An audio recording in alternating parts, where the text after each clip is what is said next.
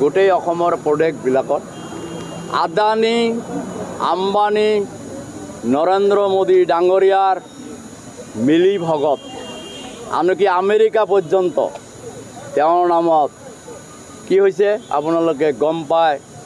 তেখেতে বোলে ভেটি দি কিবা কাম ল'ব গৈ তেখেত কিহত পৰিছে জালিয়াতি গোচৰত অভিযুক্ত আৰু সেইদিনৰ পৰা ভাৰতবৰ্ষৰ প্ৰধানমন্ত্ৰী ডাঙৰীয়া পাৰ্লামেণ্টতো নাযায়, এদিন গৈছিলে 10 মিনিটৰ কাৰণে। গতিকে গোটেই ভাৰতবৰ্ষৰ কংগ্ৰেছে ৰাজভৱন ঘেৰাও কাৰ্যসূচীত অংশ লোৱাৰ বাবে উত্তৰ প্ৰদেশৰ এজন আমাৰ অসমৰ মৃদুল ইছলাম এজন অধিবক্তা ক্ষমতাৰ অপপ্ৰয়োগ কৰি কন্দুৱা গেছ মুখত মাৰি তেখেতে হত্যা কৰা হৈছে। লগতে গণতন্ত্ৰৰ চতুৰ্থ স্তম্ভ সাংবাদিক ভাই বন্ধুসকলকো এই কন্দুৱা গেছ প্ৰয়োগ কৰি আহত কৰা হৈছে।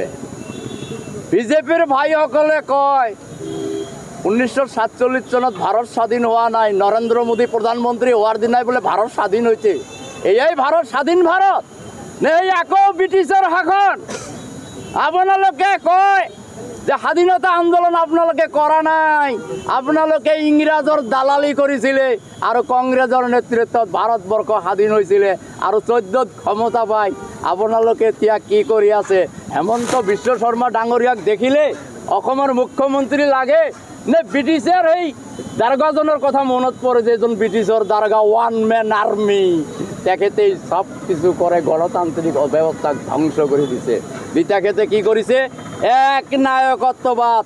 তেখেতে ইচ্ছা কৰিলেই মানুহ মৰে, তেখেতৰ ইচ্ছাত সব কিছু হয়। গণতান্ত্ৰিক অধিকাৰ আমাৰ খৰ্ব কৰা হৈছে, আমাৰ মৃদুল ইছলামক হত্যা কৰা হৈছে, তাৰ বিচাৰ লাগে। আপুনি ন্যায়িক তদন্ত দিয়ক, দুধ কা দুধ পানী কা পানী हो जाएगा। আপুনি এইবোৰ নকৰে। আজি আমাৰ মৃদুল ইছলামৰ আজি কি জানে? সৰ্বদলীয় প্ৰাৰ্থনা সভা গোটেই অসমতে কংগ্ৰেছে পাতি আছে। আমাৰ সভাপতি মাননীয় ভূপেন বৰাদেৱ মানৱেন্দ্ৰ কমপ্লেক্সত এই সৰ্বদলীয় সভাত যোৱাৰ সময়ত, সৰ্বধৰ্মীয় প্ৰাৰ্থনা সভাত যোৱাৰ সময়ত তেওঁক গ্ৰেপ্তাৰ কৰা হৈছে। অকল গ্ৰেপ্তাৰ নহয়, আমাক গ্ৰেপ্তাৰ কৰিলে কি কৰে মানে আমি যেন গৰু ম'হ, আমি যেন গণতান্ত্ৰিক দেশৰ নাগৰিক নহয়, সেই ইংৰাজৰ দিনৰ নাগৰিক যেনেকৈ আমাক ব্যৱহাৰ কৰা হয়। গতিকে ভ্ৰষ্টাচাৰী অত্যাচাৰী আদানী এই স্মাৰ্ট মিটাৰ দি আমাৰ ৰাইজক কিমান লুট তৰাজ কৰি আছে। এইটো স্মাৰ্ট মিটাৰ নাম নহয়, এইটোৰ নাম ডকাইত মিটাৰ। এই ডকাইত মিটাৰ বন্ধ কৰক মাননীয় মুখ্যমন্ত্ৰী, অসমত বন্ধ কৰক।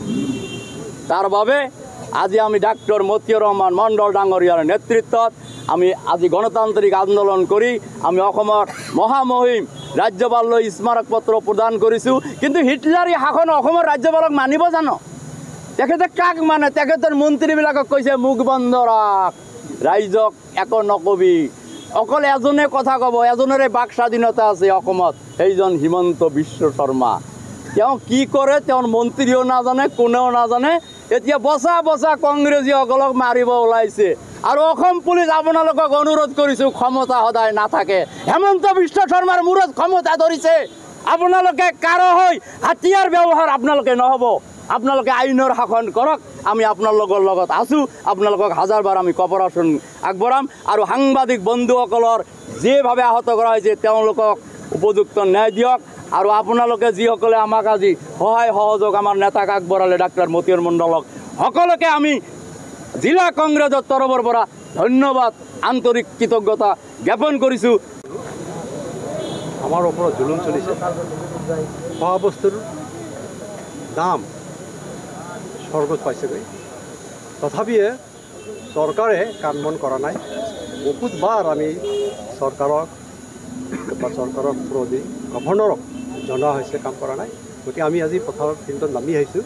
আমাৰ পাৰ্টীৰ নিৰ্দেশত মাত্ৰ নামি আমি অন্যায় অত্যাচাৰ বৰাবৰ অহা নাই।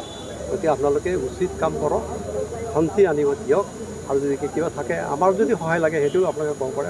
We are ready to fight and you may be allowed to come to আছ। পরম পূজ্য গীতা সমুদয় পরম গুরু মোর গীতা সুদাময় গীতারও আশ্রয় ইহাতে সংশয় কিছু নাহি আমার মাত্রা সর্বক্ষণি বিনিষ্ট হয় পাপ সমুদয় গঙ্গা গীতা সাবিত্রী ও সত্য প্রতিব্রতা ব্রহ্মা বলি পাইছে সম্পূর্ণ গীতারও পাঠে অপরাগ যিনি গীতারও অর্ধাংশ পাঠ করিবেন তিনি তাহাতে শত মমন্তর সূর্য লোকে যাইছে 10 7 5 4 3 2 এক বা অর্ধেক শ্লোক নিত্য পাঠদার অচলকার্য যেজন কিংবা 16 পাঠ অর্থ করিয়া সব অন্তকালে দেহ ত্যাগ করে ধীরে ধীরে বিষ্ণুর পরম পদ পাইছে অচিরে অন্তকালে দেবা করে স্বর্ণ সহ দাদা হলে পুনর্জন্ম নাহি হয় এই ভূমণ্ডলে